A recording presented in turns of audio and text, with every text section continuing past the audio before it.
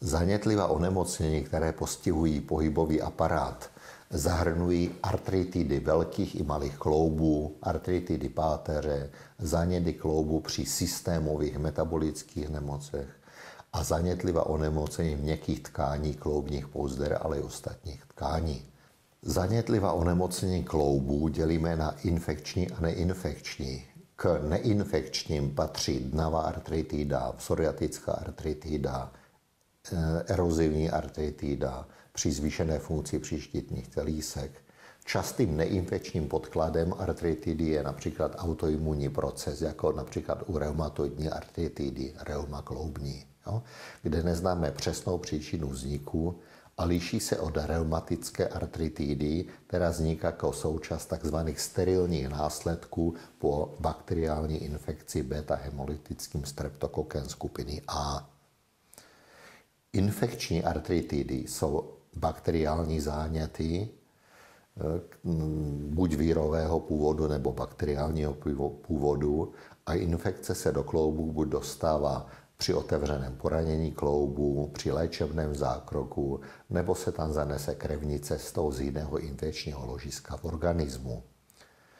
U všech potíží lze využít protizánětlivý účinek nízkofrekvenční pulzní magnetoterapie Biomag, která výrazným způsobem ovlivňuje jak záněty sterilní, to znamená ty reumatická onemocnění, tak záněty mikrobiální a jejich hojení.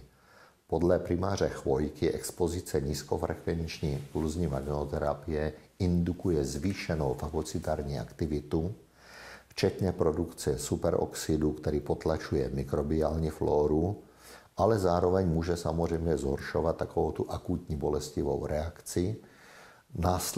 Následně se aktivuje enzym, který odbourává tento superoxid a vede to k utlumení bolesti, zklidnění a nástupu hojivých pochodů.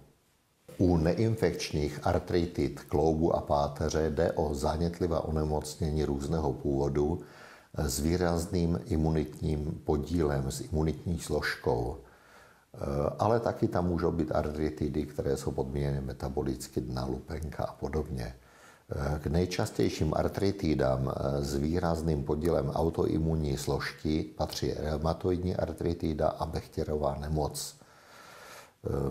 Přesná příčina nemoci není známa, ale hlavním škodlivým mechanismem neinfekčních chronických mikrokloubních zánětů autoimunních je prostě autoimunní proces, kdy imunita poškozuje vlastní tkáně a projevuje se otokem, horkostí těch kloubů, citlivostí na dotek, sníženou funkci.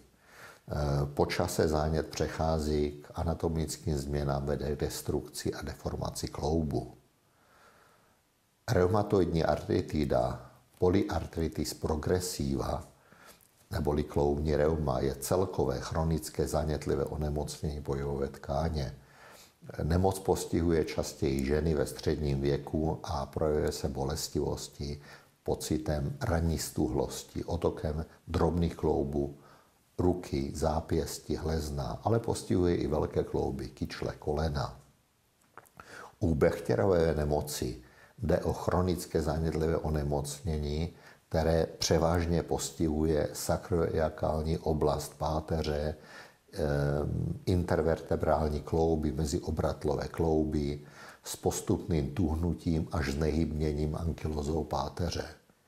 U dnavé artritidy jde o chronické metabolické onemocnění poruchu látkové výměny, kdy se vlastně metabolity špatné látkové výměny, krystaly kyseliny močové, ukládají a hromadí v kloubních chrupavkách a jsou zdrojem akutního zánětu a dalších chronických postupných zánětlivých deformačních a degenerativních změn. U všech těchto zánětů je důležitá úprava životního stylu. Životosprávy, podávají se léky s účinkem protizánětlivým analgetickým a samozřejmě je nezbytná lázeňská a rehabilitační péče. Pro využití nízkofrekvenční pulzní magnetoterapie Biomag jsou artritidy, záněty kloubů, jednou ze základních indikací a velkým přínosem je schopnost tlumit bolest, protiotokový efekt, protizánětlivý a hojivě stimulační efekt. Magnetoterapie pomáhá i u chronických pacientů a chronických postižení zlepšovat hybnost kloubu, zpomaluje další poškozování kloubu a přináší celkovou úlevu od bolesti.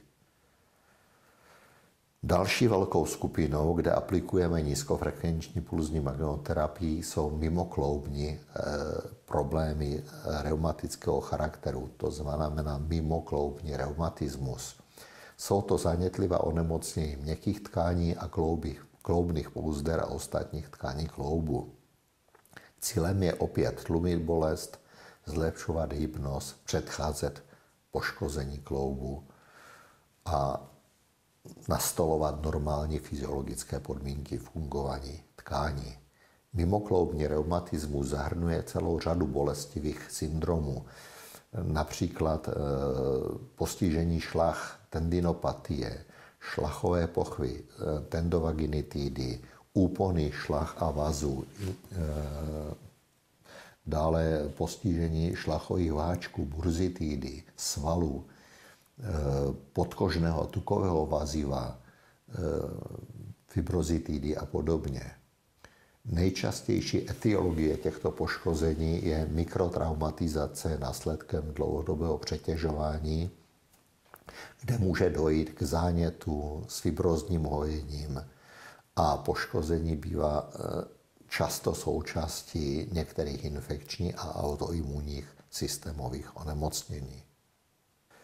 K lokálním bolestivým syndromům patří i syndrom bolestivého ramene. Příčiny syndromu bolestivého ramene jsou poruchy svalstva rotatorové manžety, zánětlivé degenerativní postižení, zánět kloubních obalů anebo primární poruchy kloubu, případně sekundární změny z oblasti krční páteře. Rozvíjí se tzv. Syndrom zmrzlého ramene, s kterým se setkáváme poměrně často a je to indikace, kde často a intenzivně využíváme nízkofrekvenční pulzní magnetoterapii, protože jde o problém velice chronický, úporný, těžko léčebně ovlivnitelný a nízkofrekvenční magnetoterapie může výrazným způsobem ovlivnit celý průběh a léčbu tohoto onemocnění. Mimokloubní celkový reumatismus, to znamená reumatické polymyalgie, bolesti svalů, temporální artritida a hlavně fibromyalgie, to jsou zase onemocnění, které se projeví difuzní bolesti ve svalech, šlachách a kloubech celého těla, zejména podél páteře, stuhlosti, citlivými body na tlak, bolesti šije, bederní krajiny a podobně. Je často zvýšena i centrální vnímavost bolesti. Podílí se významně na etiologii stres. Lidi jsou citliví na změny počasí. Objevují se poruchy spánku, deprese, chronická únava a podobně. Léčebně se používá pohybová aktivita, klidový režim s odstraněním zátěže a včasná rehabilitace, včetně magnetoterapie a dalších procedur.